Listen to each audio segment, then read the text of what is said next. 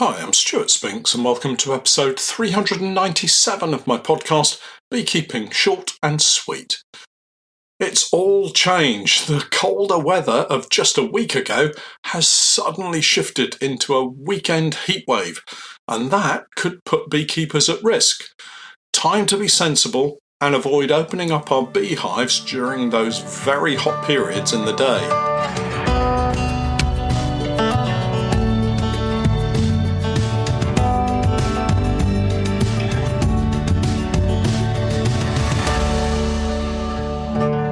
Beekeeping Short and Sweet, a beekeeping podcast for the inquisitive beekeeper with a short attention span.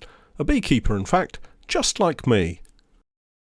Hi everyone, and welcome back to the podcast on what, no doubt, is going to be the hottest day of the year so far. It certainly started out that way.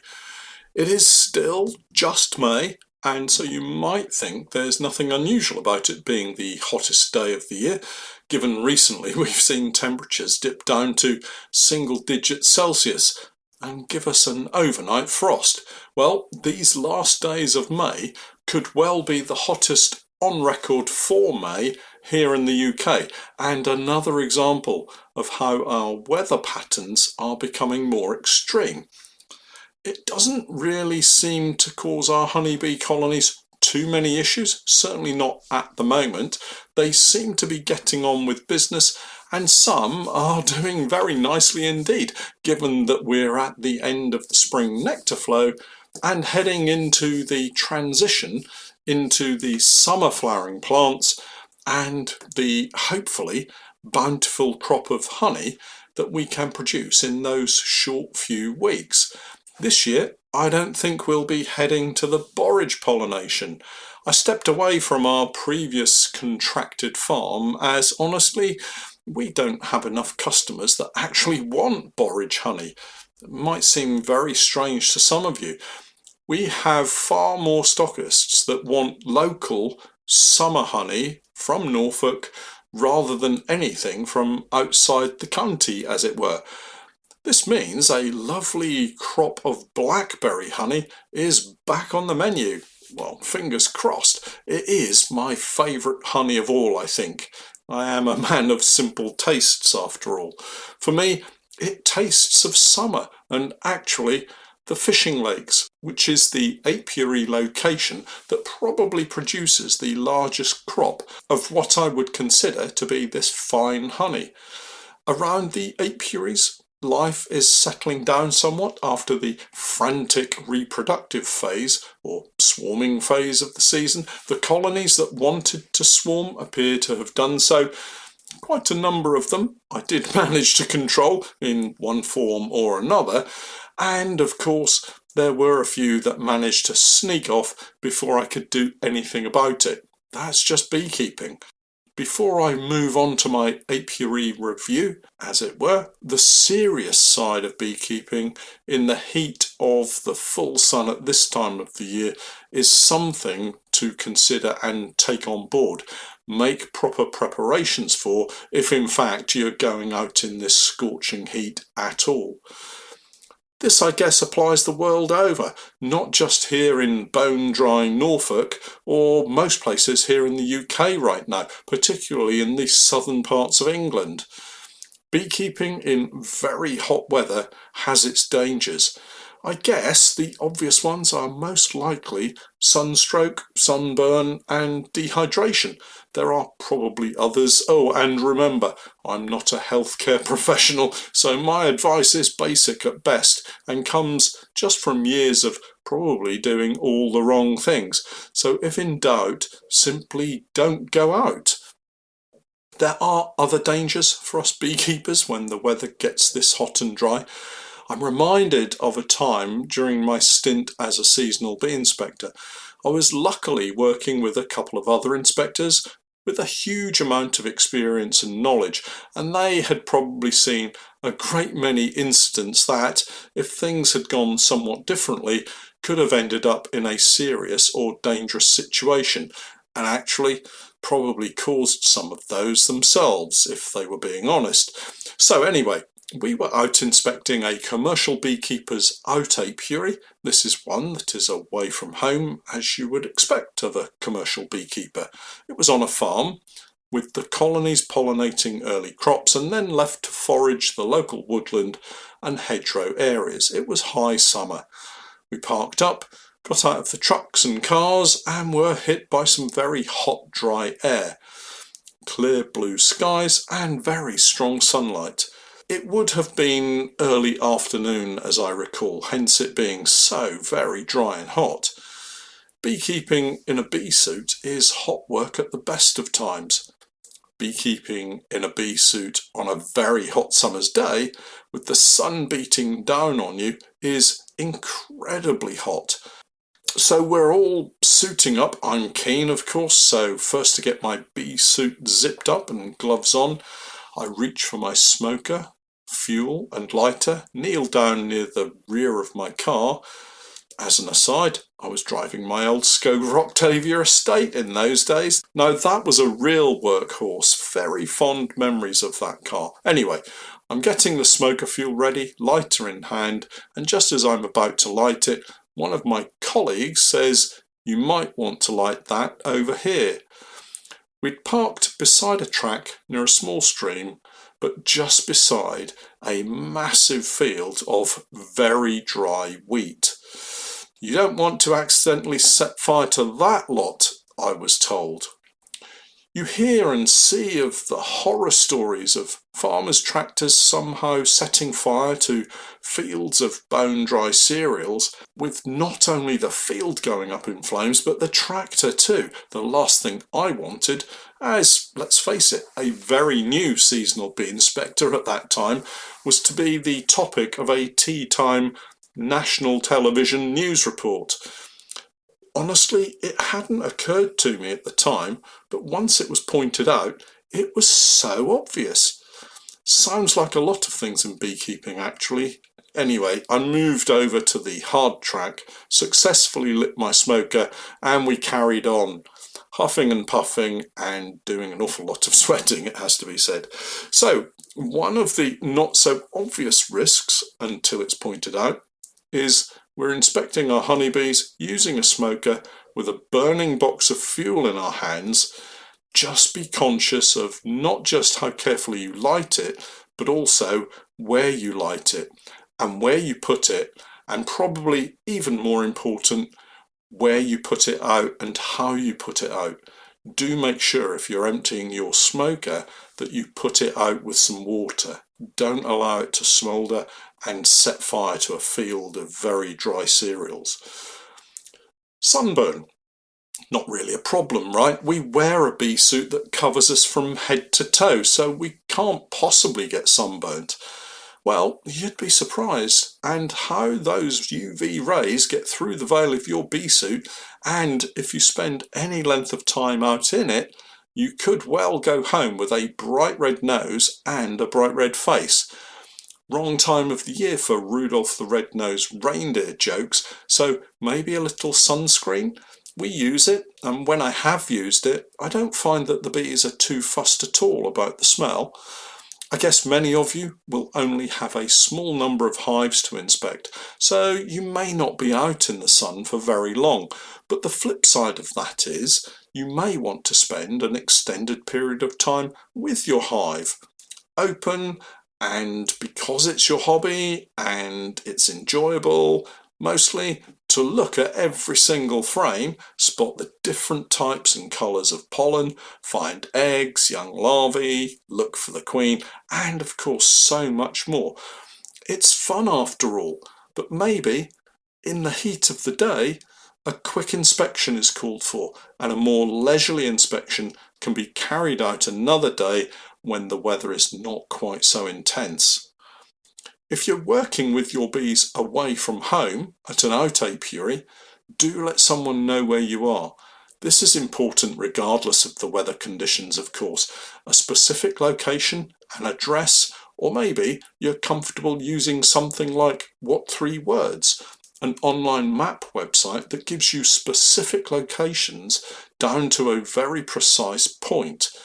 It's also available on your phone as an app, and I would recommend using it.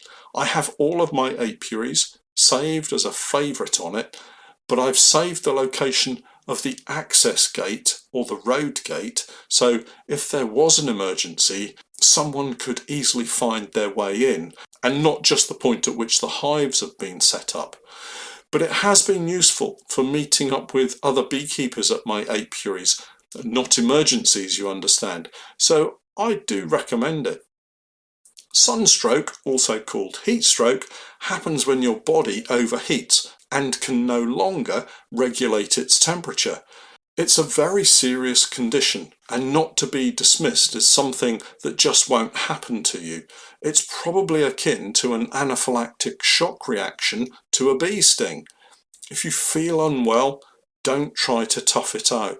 Get on the phone and get somebody's help as quickly as you can. Things can spiral out of control very, very quickly. If you're feeling kind of okay, just phone someone and let them know that you're on your way home.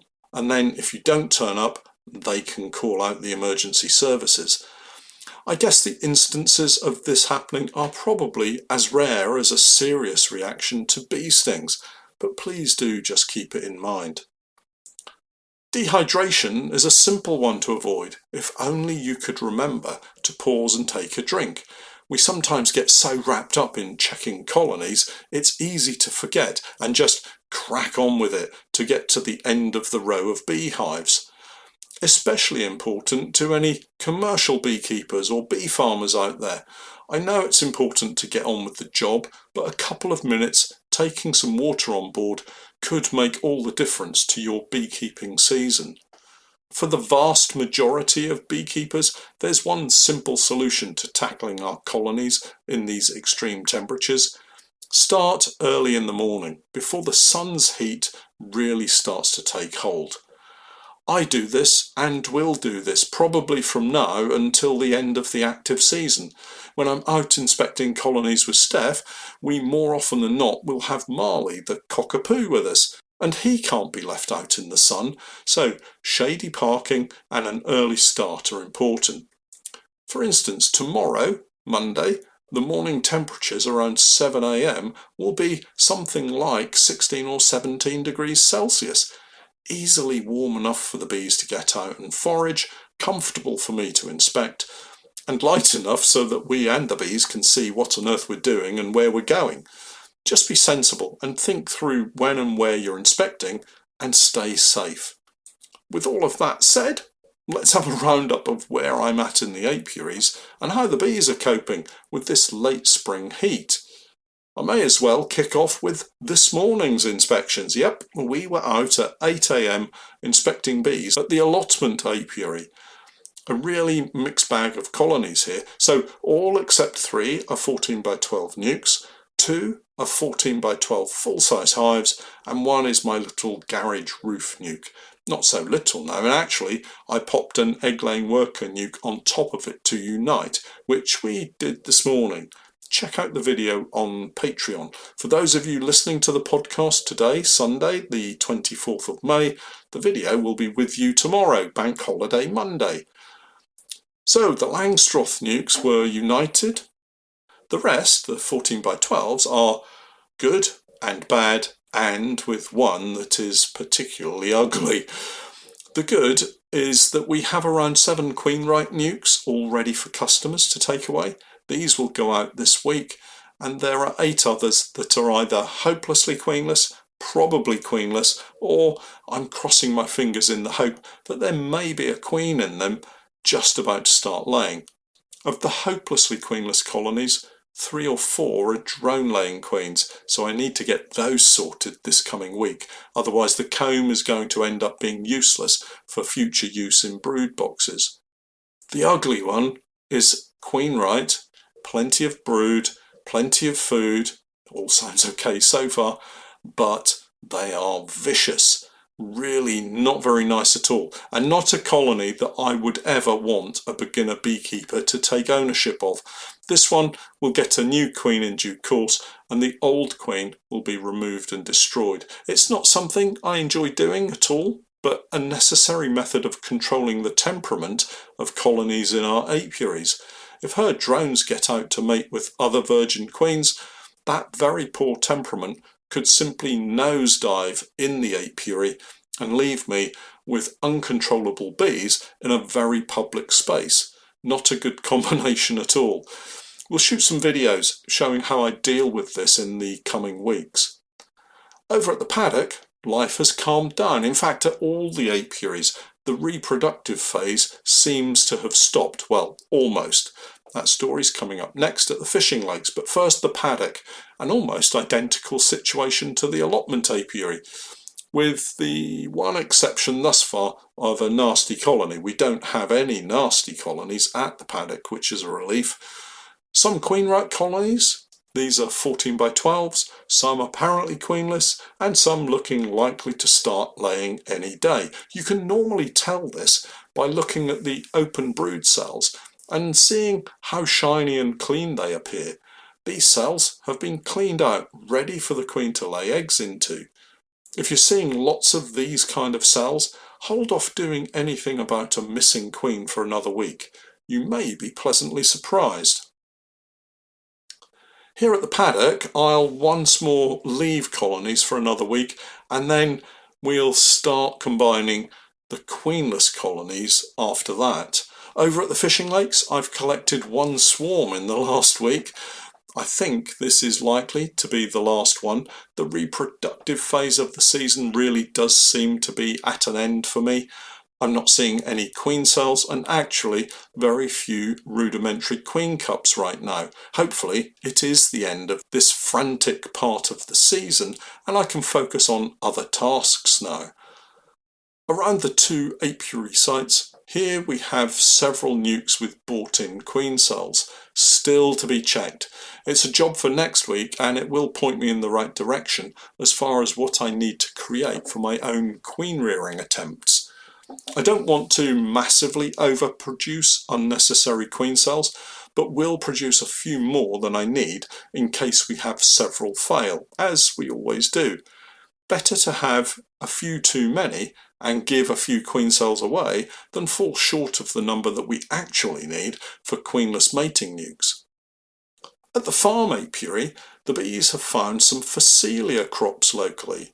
There must be a field or two because we're getting very bright purple pollen coming into the hives rapidly, and along with it there's a late spring nectar flow. So we've added a few more boxes and we'll look to take off the spring honey in the next couple of weeks. I must mention our recently recorded hive at the farm. That's the one with the dead bees at the front that I was so concerned about. It's going fabulously well. 4 supers on board right now and not a queen cell in sight. My intention is to definitely use them as a queen rearing donor colony. They hadn't been inspected for 9 days and I really expected the worst. My work routine has been all over the place, literally, as I've been travelling to Lincolnshire several times recently to host training days.